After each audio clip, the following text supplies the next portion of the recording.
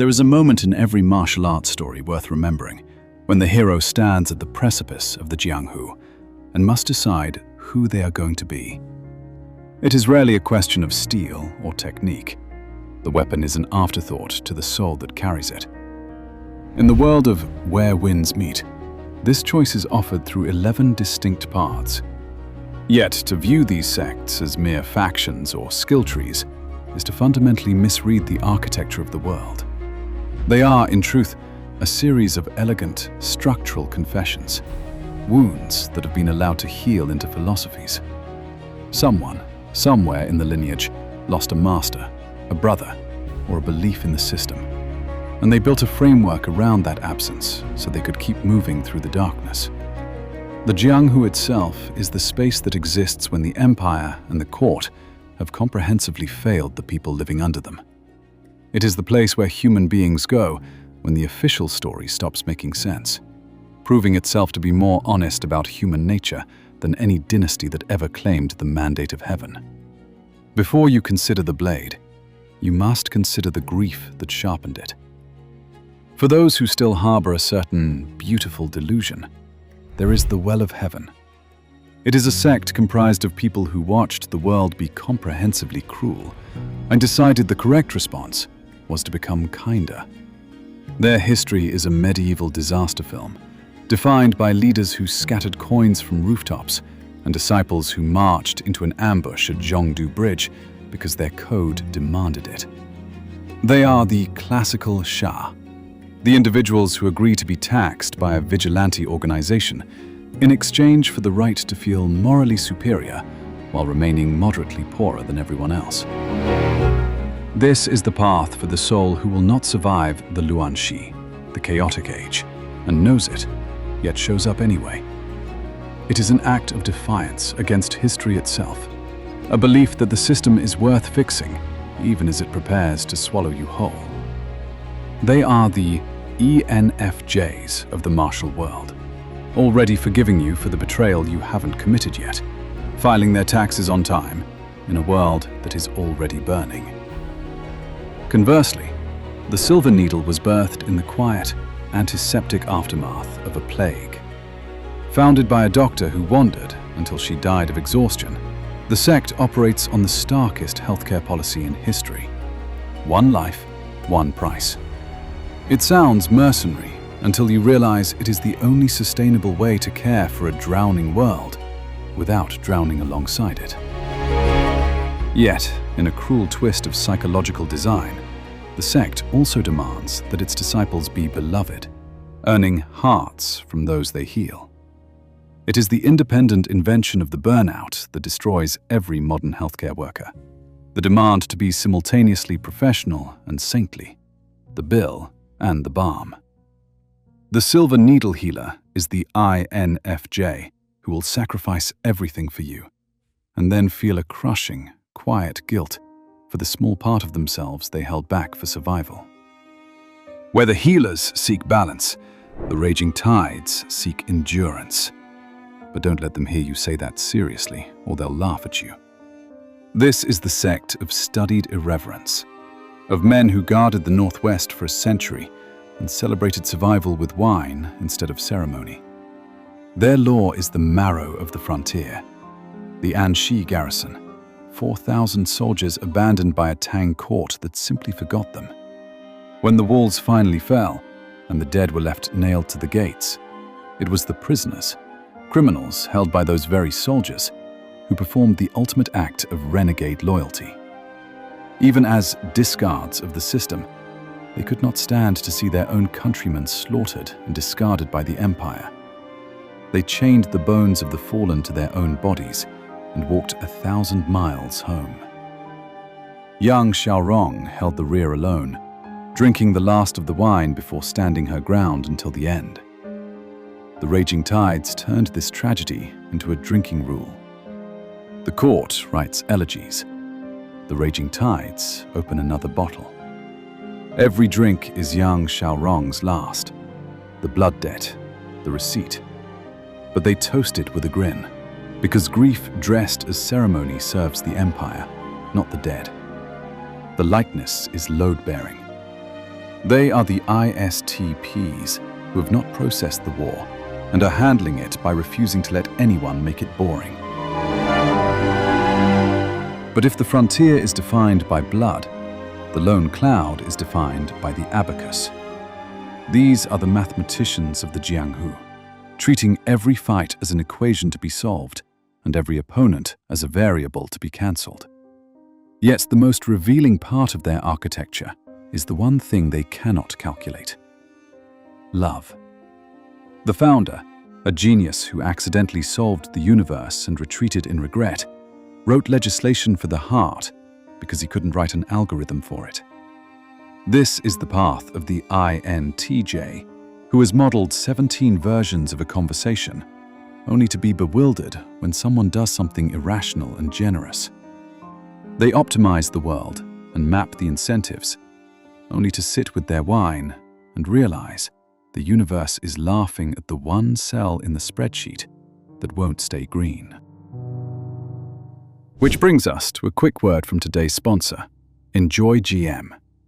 If you're looking to buy Echo Jade for Where Winds Meet, Enjoy GM supports the game and offers better prices than standard top-up rates. The reason is simple. They operate across regional markets and pass those savings directly to you. Head to the site, enter your UID, pick your amount, pay. No account login, nothing sensitive shared. 24/7 human support if anything goes wrong. Link in the description. Thanks to Enjoy GM for supporting the channel. In the gaps between these rigid structures live the 9 mortal ways, and the invitation arrives only after you've been turned away everywhere else. They take their name from the 9 currents, the ancient social taxonomy that divided civilization into the visible pillars and everyone else. The blacksmiths, beggars, and street performers deemed contaminated by their labor. The 9 mortal ways didn't reclaim that name despite the stigma. They weaponized it. They figured out what grand lineages never could, that monuments are targets. Invisibility, correctly understood, is the oldest survival strategy in the Jianghu. Appear beneath notice while you read the predator's rhythms.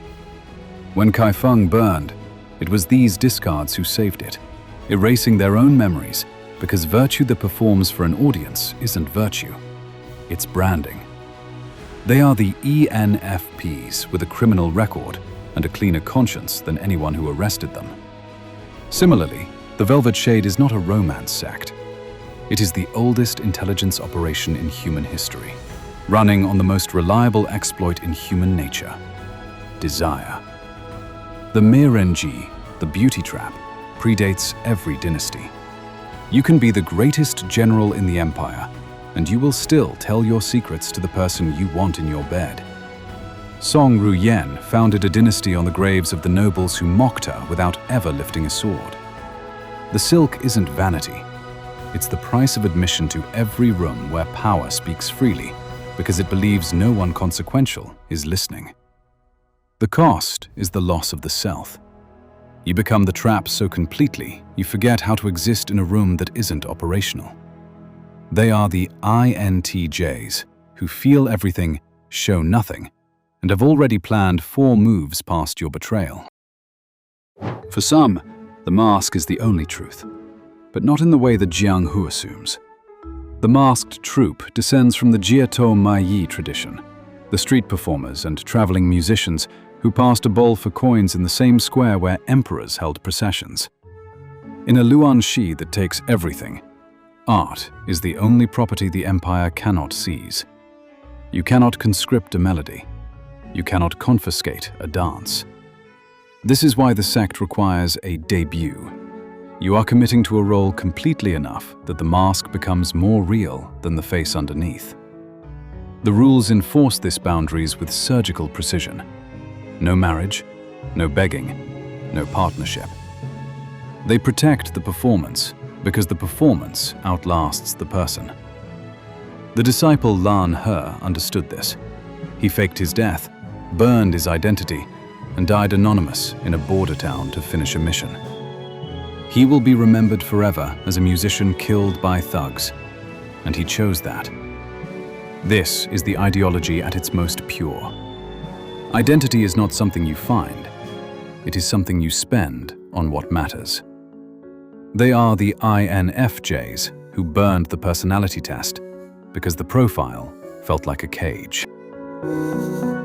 This stands against the Inkbound Order, the Rusha, the Confucian knight-errant, the Jianghu's most stubborn contradiction. Ru says serve the system. Sha says the system is broken. The Inkbound Order chose both, a sword in one hand, a book in the other. They ask their best people to pay with everything. The master, Lin Shensheng, has 3 sword drawers left and is spending them on poetry debates. This is the ideology at its most clarified.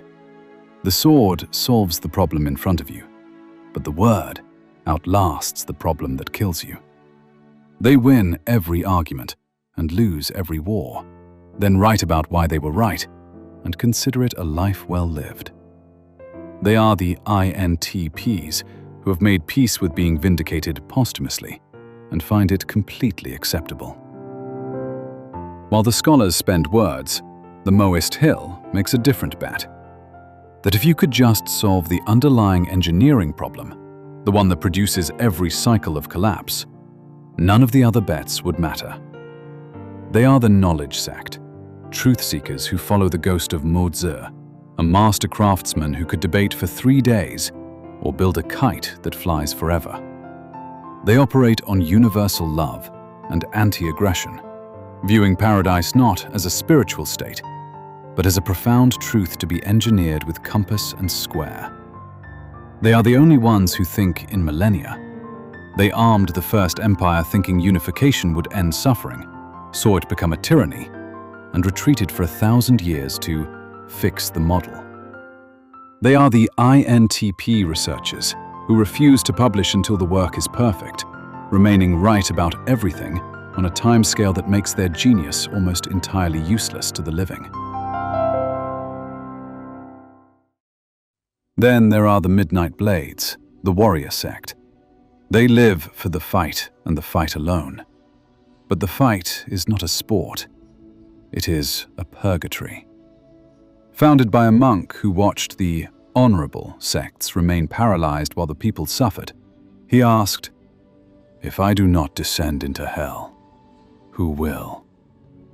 This is bodhisattva logic taken to its operational conclusion. I will absorb the darkness so it stops spreading.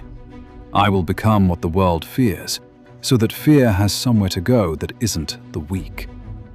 They collect karma through combat because they view every strike as a judgment and every victory as a burden. To be a Midnight Blade is to be misread by everyone you protect and to never explain yourself, because the moment you justify the sacrifice, you've made it about your ego. They are the INTJs who have already absorbed your judgment and filed it appropriately. Then there is the choice to be sectless, the nameless one. It is the path of the hero who puts down the sword and disappears into the river. No brotherhood, no code, no weekly structure telling you who you are. The game frames this as freedom. The harder truth is that every sect was founded from a wound, and people join because they need a framework to survive the trauma of existing.